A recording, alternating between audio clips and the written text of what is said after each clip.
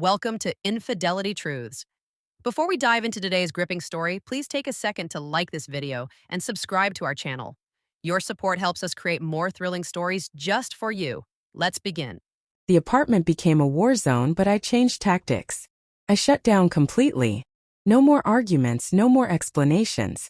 I moved my things into the small storage room we use for junk, setting up a cot and a small desk.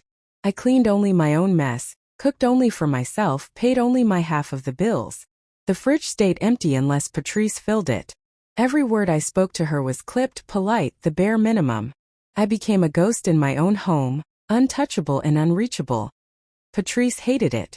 She tried to pick fights, slamming doors, leaving passive-aggressive notes taped to the fridge. Real men don't act like strangers. Her friends called, their voices crackling through the speakerphone, urging her to put him in his place. I acted like I didn't hear them. The apartment turned into a tomb, cold, silent, joyless. Every night, I sat at my laptop teaching myself new skills. Legal research, contract drafting, online certifications in paralegal work. My focus was ironclad. I started picking up remote freelance gigs, drafting documents for small law firms and nonprofits. The money was slow at first, but it was mine, earned on my terms. Without me to lean on, Patrice started to unravel. Her friends stopped coming by, saying the apartment felt like a graveyard. She went out less, her phone rang less. One night I overheard her on the phone with her mother, voice breaking. "Jamal don't even look at me anymore, Mama.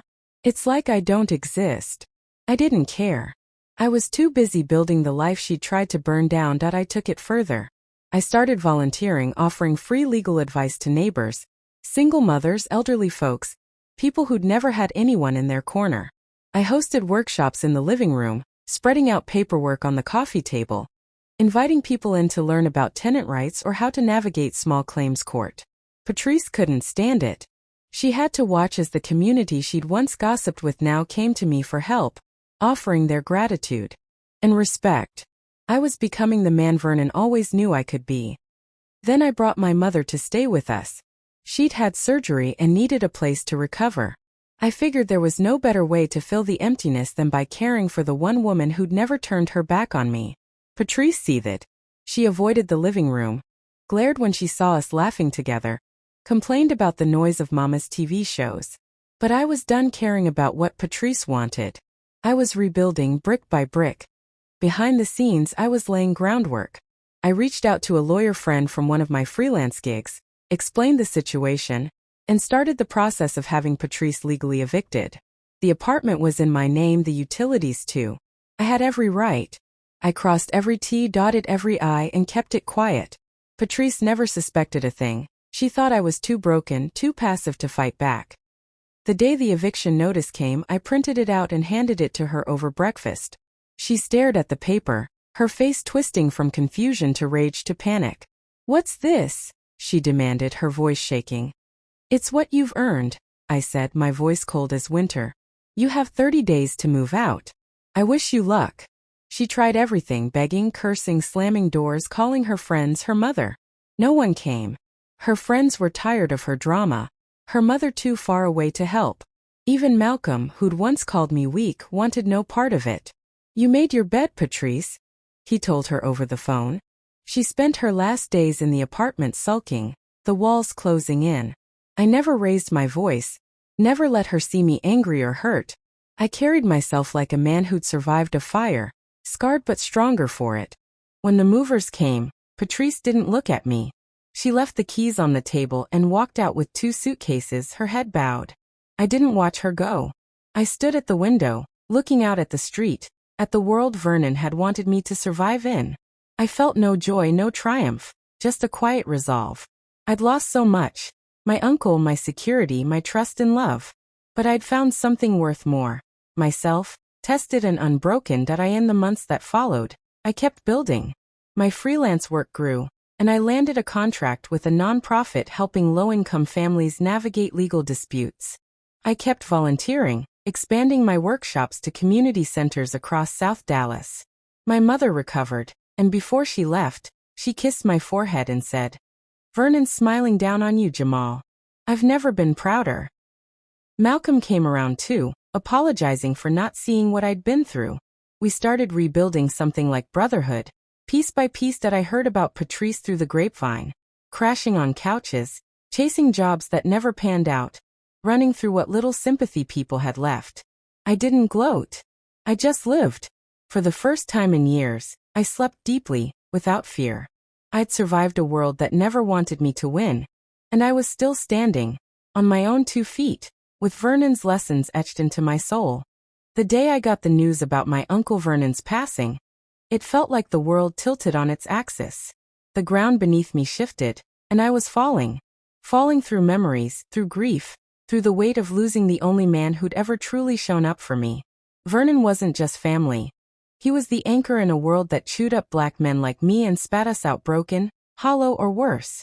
He'd never had kids of his own, but he'd raised me and my older brother, Malcolm, like we were his.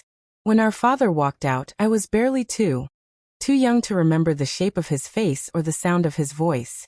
Malcolm, a year older, wasn't so lucky. He carried the memory of the door slamming shut, the finality of it echoing in his eyes for years. Vernon stepped into that void. He was the one who checked my report cards, taught me how to throw a punch without breaking my knuckles, how to polish my shoes until they gleamed, and how to carry myself like a man who wouldn't bend, no matter how hard life pressed down. "The world don't owe you nothing, Jamal," he'd say, his voice low and steady, "but you owe yourself everything." Those words stuck with me, even as I stood over his hospital bed 3 years ago, watching him waste away, his once strong hands frail against the starched white sheets. He'd fought cancer like he fought everything else, with grit and quiet dignity. When he passed, I thought I'd buried the best part of myself with him. Then came the inheritance. A letter arrived, postmarked from Vernon's lawyer, with a check for $168,000 tucked inside. His old-school cursive sprawled across a single sheet of paper. "Take care of yourself the way I always wished I could. Love, Vernon." I broke down right there in our cramped South Dallas apartment, the paper trembling in my hands. My wife, Patrice, was behind me, her arms around my waist, her lips brushing my neck. "God's finally blessing us, baby," she whispered. For the first time in years, I believed her. Life had been a grind. After I lost my warehouse job to layoffs, we were barely scraping by. Patrice and I had no kids. Couldn't afford to bring a child into our world of late notices and empty refrigerators. Our one-bedroom apartment was a battlefield of overdue bills, with a fridge holding nothing but condiments, wilted greens, and dreams we couldn't afford. I drove for Uber at night, mopped floors at a middle school in the early mornings, and still it was never enough. Patrice had more faith in me than I had in myself, or so I thought. She'd cheer me on, but there were days she'd snap, her voice sharp as a blade. "You're not doing enough, Jamal. I deserve more." Her words cut deep, and sometimes I wondered if she was right. Patrice's friends didn't help. They were single, loud, and proud of it, always over at our place with their hair done up and nails sharper than their tongues. "Men ain't nothing but headaches, girl," they'd say, their voices carrying through the thin walls. "He'll leave you the second something better comes along." I try to drown them out, bringing Patrice little gifts, a cheap necklace, a bottle of her favorite nail polish, sacrificing my last few dollars to see her smile. But her friends only laughed harder. "That's guilt money," they'd sneer. "Don't trust no man with your heart or your future." I told myself their words didn't matter, but they lingered like smoke, choking the air between us.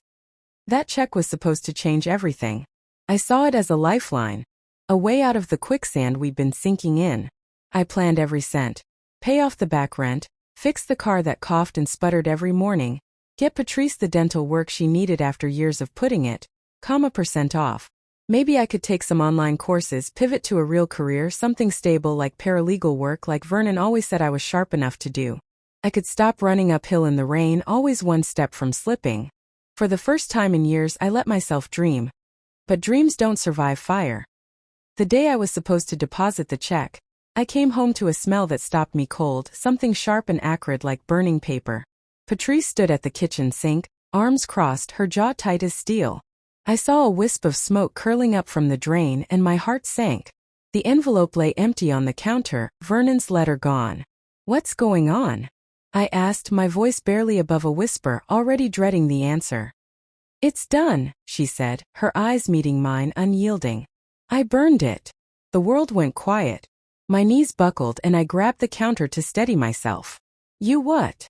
I needed to know if you loved me or if it was just the money, she said, her voice cold as the linoleum under my feet. My friends were right, men only care when times are good. I had to see for myself. You'll figure it out. You're a man. You'll find another way. I broke. Fell to my knees, sobbing like I hadn't since I was a kid, the kind of crying that tears something loose inside you. Patrice, how could you do this? That was Vernon's last gift. That was for us. She didn't flinch, didn't soften. Stop making it about you, she snapped. Real men don't cry over money. You've been pretending to love me, but you only cared about what you could do for me when things got easy. I needed to know if you'd love me if we lost it all. Nothing I said reached her. Every word I threw out, she twisted into a weapon. Maybe if you showed more love, I wouldn't have had to test you, she spat. You're supposed to be the man. You'll figure it out. The days that followed were a blur of grief and survival. I barely ate, barely slept. Malcolm came by once, his face hard with judgment. Stop letting a woman try you like that, Jamal, he said, clapping my back. He didn't get it. I'd lost more than money.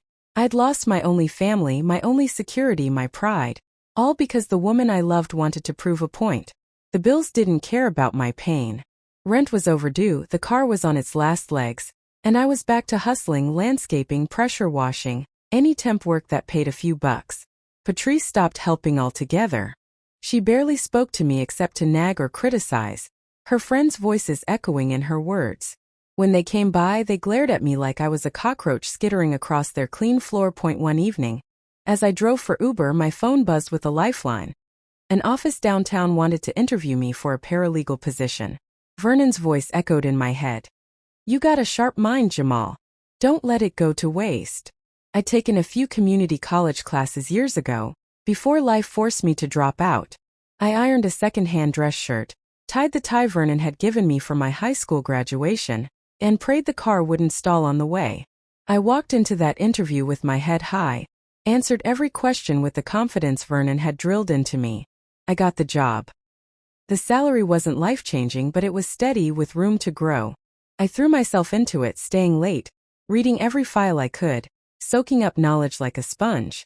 I told Patrice that night, expecting a spark of joy, maybe a sign we could rebuild. She barely looked up from her phone. Hope it lasts longer than the last one, she said, her voice flat as the linoleum. Still, I held on to a flicker of hope. Maybe she'd come around. Maybe we could find our way back. 2 months later, it all came crashing down. My boss called me into his office on a Friday, his eyes avoiding mine. I'm sorry, Jamal, he said, shifting uncomfortably. We've received some concerning reports about your conduct. Anger issues, problems with trust. It's best if you clear out your desk by the end of the day. I knew instantly. Only one person knew me well enough to craft a lie that precise, to know exactly where to twist the knife. Patrice. I drove home in silence, every red light a reminder of how little control I had. When I walked into the apartment, Patrice was on the couch, scrolling through her phone, the TV blaring some reality show. I stood there, shaking, trying not to scream. Did you do it? I asked, my voice low. Did you call my job? She didn't even look up. Yes, she said, eyes glued to the screen. I was right about you all along.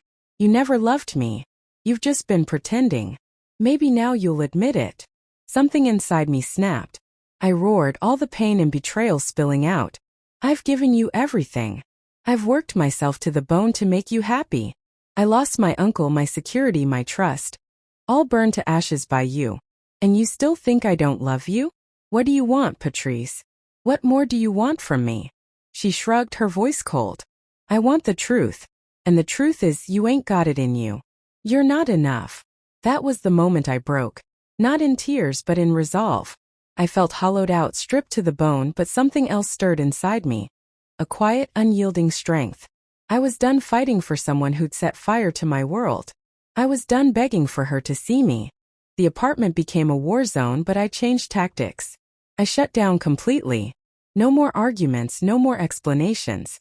I moved my things into the small storage room we used for junk, setting up a cot and a small desk. I cleaned only my own mess, cooked only for myself, paid only my half of the bills. The fridge stayed empty unless Patrice filled it. Every word I spoke to her was clipped, polite, the bare minimum. I became a ghost in my own home, untouchable and unreachable. Patrice hated it. She tried to pick fights, slamming doors, leaving passive-aggressive notes taped to the fridge. Real men don't act like strangers. Her friends called, their voices crackling through the speakerphone, urging her to put him in his place. I acted like I didn't hear them. The apartment turned into a tomb, cold, silent, joyless. Every night, I sat at my laptop teaching myself new skills. Legal research, contract drafting, online certifications and paralegal work. My focus was ironclad. I started picking up remote freelance gigs, drafting documents for small law firms and nonprofits. The money was slow at first, but it was mine, earned on my terms. Without me to lean on, Patrice started to unravel. Her friends stopped coming by, saying the apartment felt like a graveyard. She went out less, her phone rang less. One night I overheard her on the phone with her mother, voice breaking. "Jamal don't even look at me anymore, Mama. It's like I don't exist." I didn't care. I was too busy building the life she tried to burn down. I took it further. I started volunteering, offering free legal advice to neighbors, single mothers, elderly folks, people who'd never had anyone in their corner. I hosted workshops in the living room, spreading out paperwork on the coffee table, inviting people in to learn about tenant rights or how to navigate small claims court. Patrice couldn't stand it. She had to watch as the community she'd once gossiped with now came to me for help, offering their gratitude.